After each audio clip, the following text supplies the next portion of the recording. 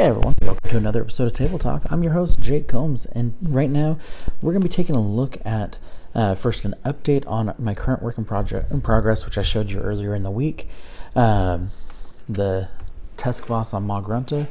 Now, no actual change to the Maw-Grunta, except for we ended up doing two guys for him to actually be killing. One of them has been completed from the Splintered Fang, and he's basically been modified to be trampled in the mud. So we have his almost flattened corpse, and then we have one being impaled. Now originally when I first started doing this, my intention was only the one being impaled, and this was actually the original design. And as I was doing it, I realized I haven't had this much fun kit bashing a model, especially one to be a corpse, in quite a long time. So I went ahead and do two, especially since I'm aiming for this to be a centerpiece to an army.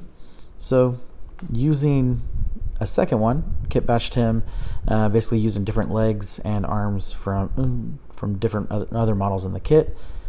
Now the real trick here was figuring out how to drill this hole so that way he can actually be properly impaled to where the actual tusk comes right through him and curves up, and kind of make it be a little more cinematic, and have him more or less being run down. So there was actually a video I recently saw on TikTok of an artist building a clay Space Marine that was going to be like bigger than the actual action figures that have recently come out. And with the clay still softened, saw him actually try to put in some weathering and combat damage into the carapace. And so he actually used one of these drill bits to do it, and it worked really well. So I went ahead and decided to try that on the actual hardened plastic minis, and it worked amazingly. So I'm actually going to show you guys just simply how I did it. Started it without a drill itself, just using the bit, and very similar to using a pin vise. Just keep it steady and put some pressure with the top of it, and just spin it. And already we're seeing some progress. Now it took me a good, I'd say, half an hour of this to actually get most of the hole, and it was almost all the way through. Now the last little bit just proved a little bit too stubborn to do by hand, so that's when I pulled out my